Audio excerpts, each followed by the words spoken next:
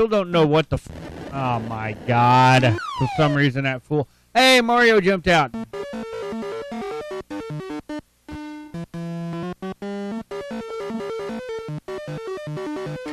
know what? Let me bring this back up here. Let me see what other borders we have. We got the cat one. Whole bunch of cats around it. This is like a desk, yep. This is like staircases, yeah. And this one you can actually draw on it. Why is it not letting me do that? Oh, I think you have to have a second controller plugged in.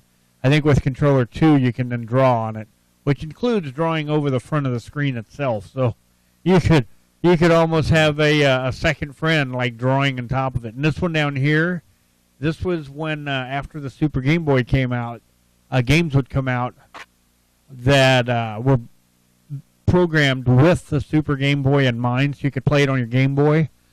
But if you played it on the Super Game Boy, they'd have a special border that would specifically go with that game. So I'm going to play one more, and will you go ahead and use the Super Game Boy border on this one.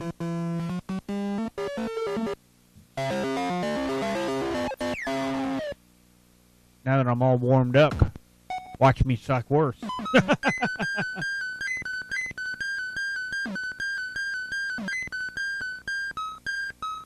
That's starting off good. Yeah, just stay up there. Knock the bricks out from above. Oh, it's going to have to come down eventually, isn't it? Damn, we're taking out a crap ton. Look at this. That was awesome. That was cool. I was going to say, don't tell me you're going to go up and come down without hitting a single one of them. Brick, brick, brick. Gotta hit them all.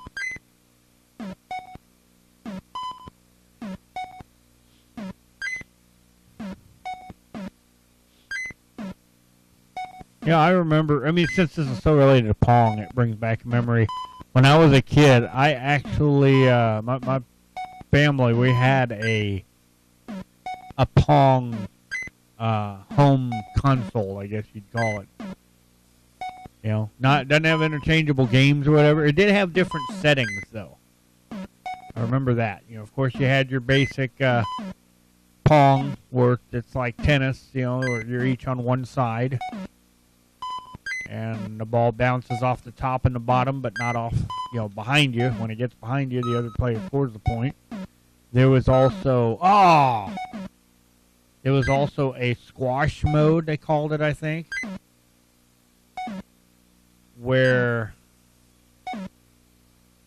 I thought I got it. You were both, it was like you're in a, like racquetball or something. You're in a 3-sided board. Both of you are on the same side. In this case, you both were on the right side of the play field. And, alright. And you would basically just take turns.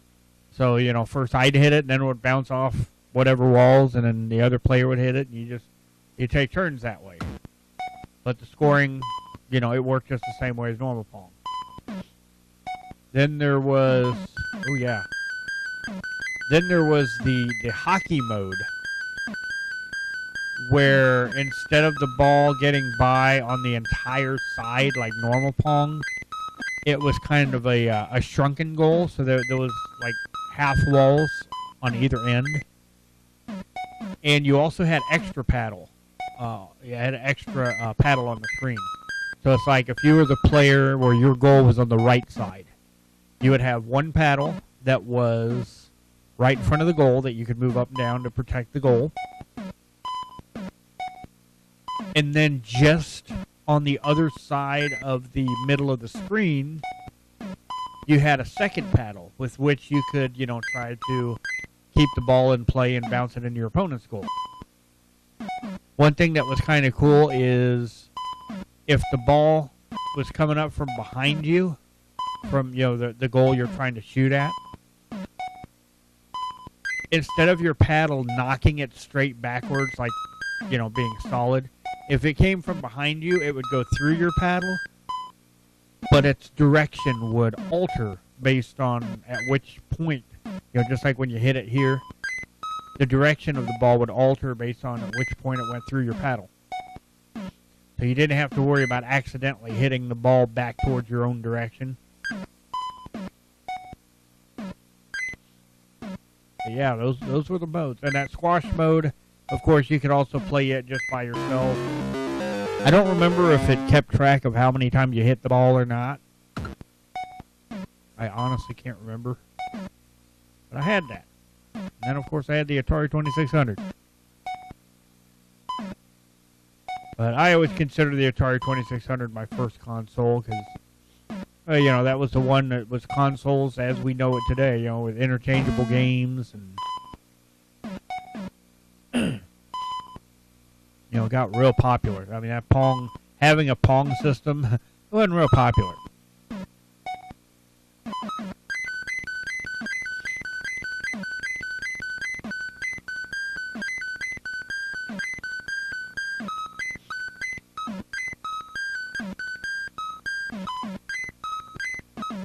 Yeah, that Pong system did not have a breakout mode in it. I remember in the arcade, too, there was also, I think it was just simply called Super Breakout. And I don't know if it was just... Now, I know there was like a home version that had different variations. I don't know if the arcade just had the one, but there would be two balls in these little like square sections in between the bricks. They were just bouncing around on their own. They were not knocking bricks out or something. But once you broke the bricks and released it, then you had another ball that would be another ball in play. So you could have two and potentially all three going. But you always wanted to be sure you kept at least one of them alive to keep your turn going. Whoa.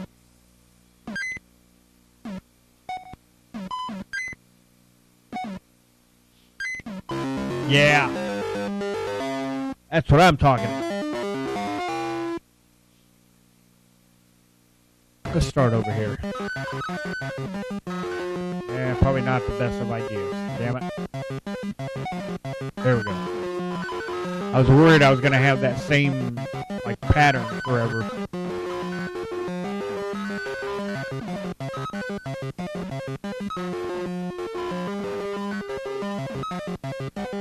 Whoa. Damn it!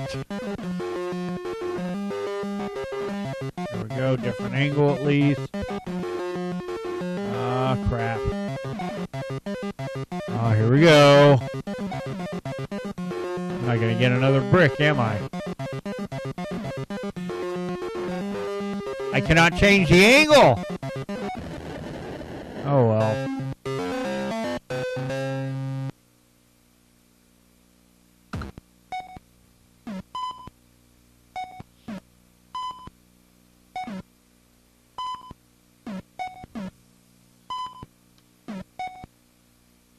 What else there is to talk about that's related to this in some way, be it an old game or a Pong style game or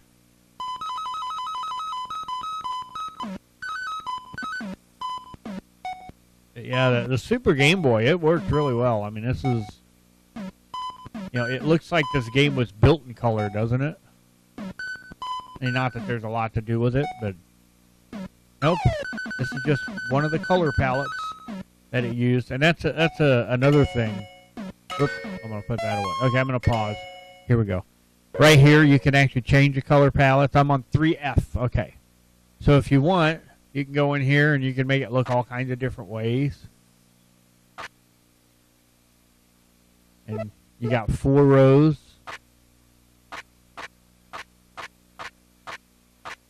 Or you can choose your colors. I guess, again, you probably need the second controller for that one.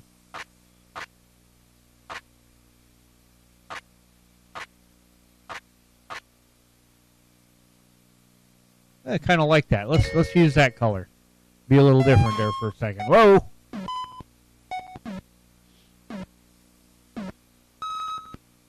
But yeah, if you plug in the second controller, you can customize the colors. You only have 4 different colors, which apparently that's how the Game Boy games were. They just had 4 different shades of green. But it is pretty cool to colorize, and to make it look how you want it to look. A game like this is easy. It's just bricks. If you have characters and, creatures and stuff, well, you might, some color schemes just really don't look right.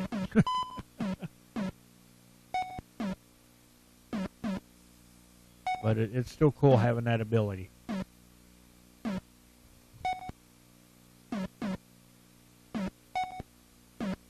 Oh, come on.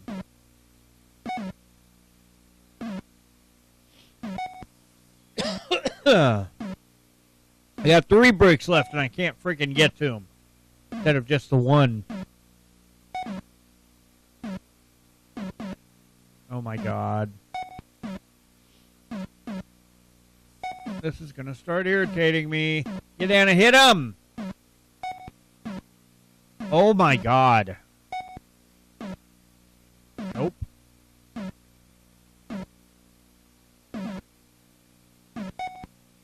Okay, now we got a wild angle going, and it's not going to hit him again.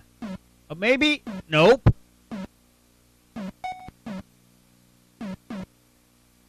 We're just bouncing off the walls. Not getting anything accomplished. What is the deal, Pickle?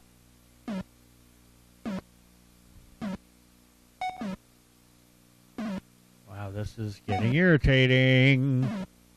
I wish they were moving so I wouldn't... Ugh.